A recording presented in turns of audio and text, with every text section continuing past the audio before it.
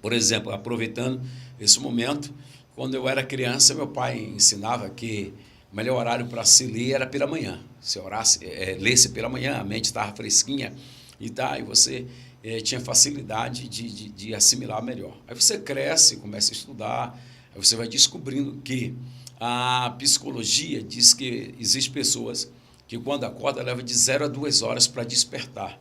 Então, tem pessoas que estão andando, dando a paz do Senhor, mas o cérebro ainda está dormindo. Então, aquilo que você lê naquele período, dificilmente você vai guardar.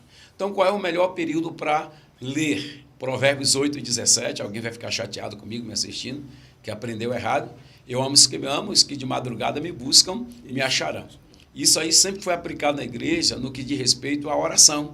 Então, orar de madrugada, Deus vai ouvir. Na verdade, se você ler o contexto de Provérbios 8, o Salomão está falando sobre sabedoria.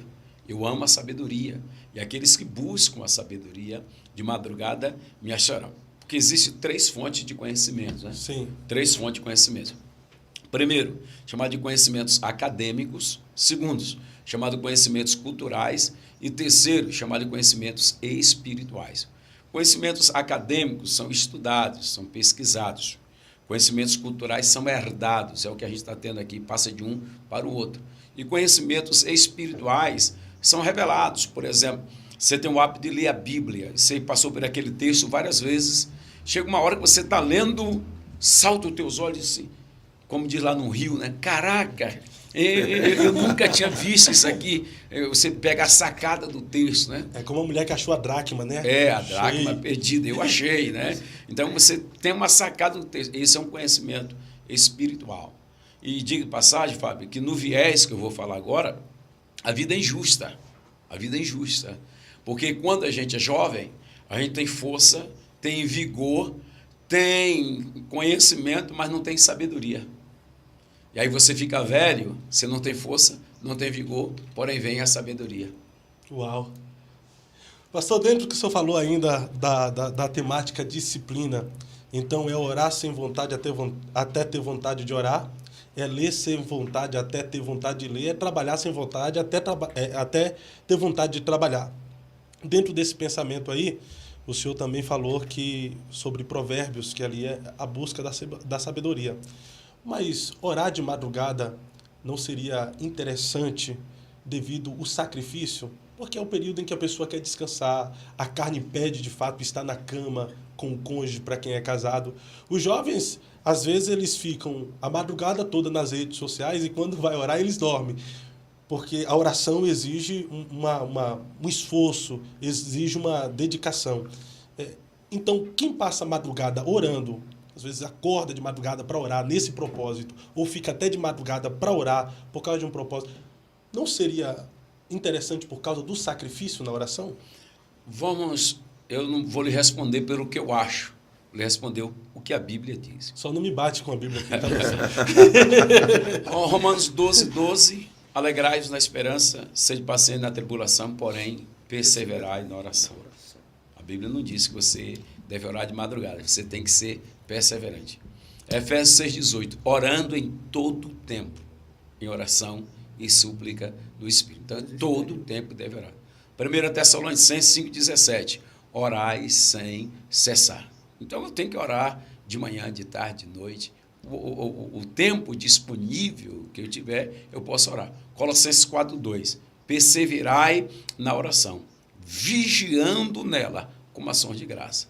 Então, o convite feito ao cristão é a perseverança na oração. Então, eu tenho que ser perseverante no que diz respeito à oração. Quando eu era jovem, tinha uma fala que dizia assim, de madrugada a filha é menor. Eu já ia cantar aqui para o senhor, de madrugada a filha é menor. Só que de madrugada no Brasil é de manhã no Japão, é de manhã na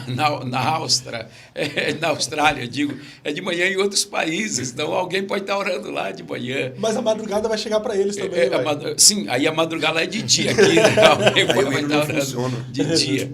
Na verdade, Salmo 51:17 diz, a um coração quebrantado e contrito não desprezarás, ó Deus.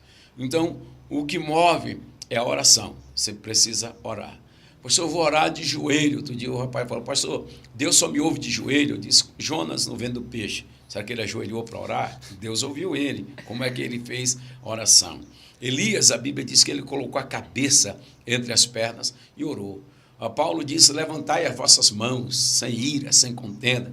Então, a oração está muito voltada ao coração, porque existe uma coisa muito importante, Fábio, que é ação e motivação. Ação e motivação. Ação e motivação. Percebeu? A ação de orar é boa, mas qual a motivação? Uau. A ação de pregar é boa, qual a motivação de pregar? Pô, eu quero ser pastor. A ação de ser pastor é legal, bacana, maneiro, mas qual a motivação? Eu quero cantar. A ação de cantar é boa, mas qual a motivação? Então, eu tenho um hábito, e o pastor Miss Davis é um dos que acompanham, a gente sempre ora no monte, lá na nossa cidade, em Diadema, nós moramos. Outro dia encontrei um rapaz, que estava lá no monte, e como a gente foi várias semanas, eu percebi que ele estava lá acampado. Eu fiz a pergunta para ele, um dia encontrei com ele, está fazendo a campanha? Ele disse, estou. Eu disse, qual o motivo? Pode falar, disposto? Não, estou orando para Deus colocar, para mim colocar Deus na parede. Meu pastor vai ter que me engolir. Eu disse, rapaz, você está perdendo seu tempo. A motivação de vir orar é legal, é bacana, mas a ação de vir orar é legal, mas a motivação está errada. Você não vai colocar Deus na parede, ninguém coloca Deus na parede. Falei para ele, quem vai ficar na parede é você, bobão. Ninguém vai colocar Deus na parede. Então, meu pastor vai ter que me engolir. O pastor não vai engolir ninguém, que as pessoas não compreendem. A igreja como um organismo vivo, que Deus age, que Deus fala, que Deus é o dono dela. E a igreja como organização jurídica, como CNPJ. A igreja como CNPJ tem pastor, o pastor manda, o pastor fala, o pastor dirige, o pastor conduz, e aí o camarada não consegue entender essas coisas, ele tem dificuldade. Então essa palavra é muito importante, ação versus motivação. Eu quero pregar, a ação de pregar é boa.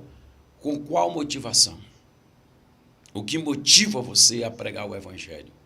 Paulo diz, uns pregam por inveja, outros pregam por contenda, outros pregam por porfia. Então, qual é a motivação que te leva? Eu quero ser pastor, mas eu quero ser pastor para quê? Não, eu quero ser pastor para ser famoso, eu quero ser pastor para andar de avião, eu quero ser pastor para ficar nos hotéis 5 estrelas, eu quero ter pastor para comer bem. Não, meu irmão, a motivação está errada.